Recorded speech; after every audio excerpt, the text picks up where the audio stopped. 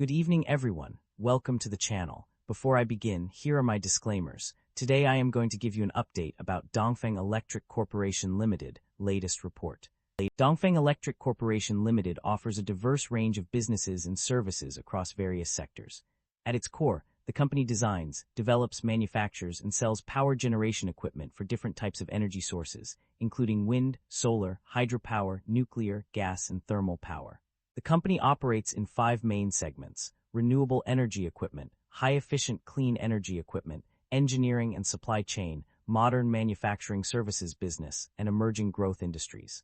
Within these segments, Dongfang Electric provides a wide array of products and services, including power generation equipment for various types of energy sources, engineering, contracting, and services to global energy operators, trade and logistics services, chemical containers, energy saving and environmental protection, power electronics and control, and hydrogen energy equipment, science and technology promotion and application, heat production and research and experimental development services, power generators, generating sets, and general equipment. Overall, Dongfang Electric Corporation Limited is a comprehensive provider of power generation solutions and related services, catering to the needs of various industries and sectors. Dongfang Electric Corporation Limited market capitalization of $157 billion is significantly larger than the average industry peer of roughly $16 billion. This shows that Dongfang Electric Corporation Limited holds a significant advantage in their industry. Dongfang Electric Corporation Limited trades at a higher price-to-earnings ratio of 32 times and a lower price-to-book ratio of 2.52 times relative within the industry. But when we look at the broader industry, much for its peers are also priced fairly or higher.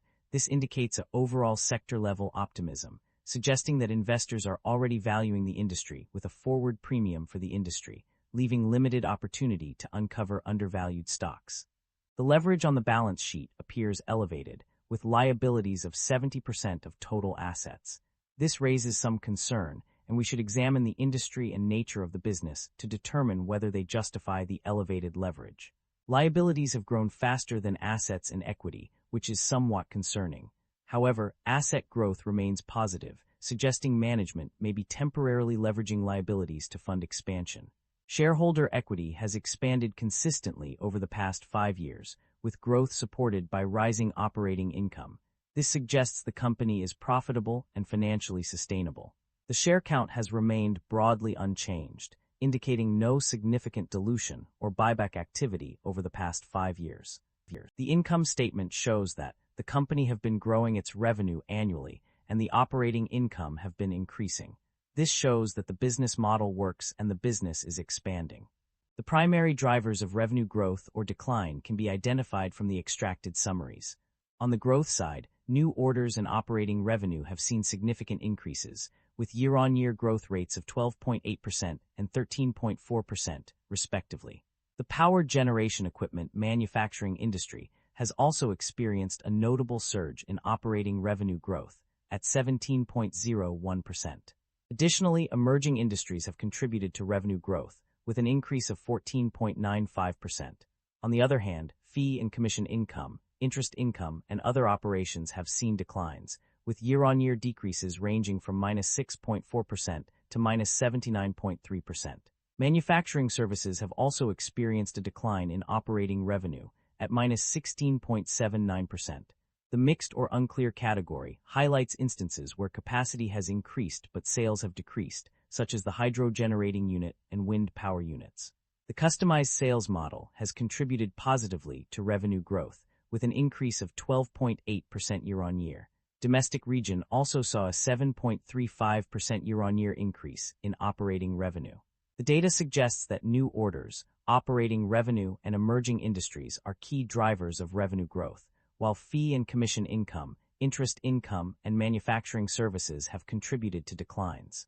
The net income of the company experienced a significant increase between 2024 and 2025, with a growth rate of 31.11%. This substantial rise can be attributed to various factors that contributed to the company's overall financial performance. A closer examination of the profit margins reveals an upward trend as well. The operating profit margin increased from 10% to 12.1%, while the total profit margin rose from 10% to 11.9%. This improvement in profit margins is a testament to the company's ability to manage its costs and optimize its revenue streams. The increase in net income can be directly linked to the growth in total profit, which surged by 23.19%. This significant jump in total profit is a key driver of the company's improved financial performance, contributing to the overall increase in net income. The company's financial performance indicates a positive trend in its operating cash flow. A detailed analysis on page 31 reveals that the net positive operating cash flow is approximately yen 102,707,417.34. This figure is derived from subtracting the total operating outflows of 7,172,171,758.17 from the total operating inflows of 7,274,879,175.51.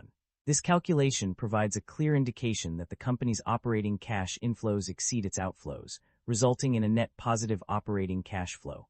Furthermore, page 42 mentions that operating cash flow is one to be optimized, which implies that it is indeed positive. While there are conflicting statements on pages 23 and 24 indicating negative operating cash flow, the clear calculation on page 31 takes precedence.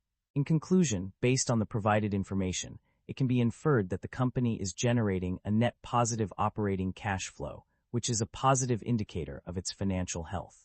The company's debt level has experienced significant changes over the past year. Long-term borrowings have increased by a substantial $2.37 billion, while total liabilities have risen by approximately $16.64 billion. Furthermore, short-term borrowings have seen an impressive growth of 88.2%, and long-term loans have surged by 109.57%.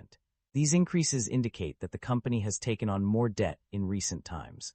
On a contrasting note, interest expenses have actually decreased from RMB 24.7 million in 2024 to RMB 23.8 million in 2025. This reduction suggests that despite the significant increase in debt levels, the company's interest payments have not kept pace with the growth of its liabilities. The financial performance of various segments and regions has been analyzed based on the extracted summaries. It is evident that certain areas have underperformed significantly. Regions/segments with poor performance include those related to customer deposits and interbank transactions, which saw a net decrease of 60.51% and 57.98%, respectively. The loans and advances to customers also appear to be struggling, although the exact figures are not provided. On the other hand, some segments have shown impressive growth. Other cash received from operating activities has increased by 32.29%, while cash paid for purchase of goods and receipt of services has seen a rise of 40.03%.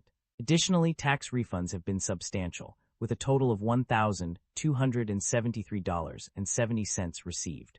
Furthermore, the bank's ability to obtain borrowings has also been successful, with a net increase of 121.74% in cash received from these activities. Overall, while some areas require improvement, others have demonstrated strong performance and growth.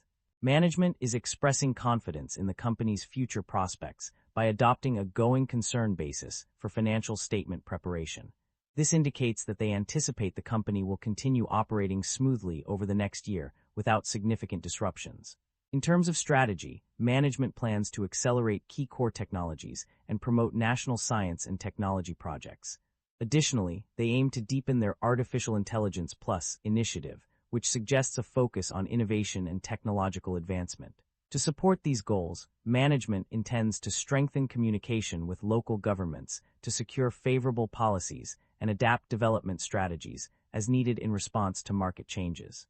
This approach demonstrates a commitment to collaboration and flexibility in navigating the company's growth trajectory.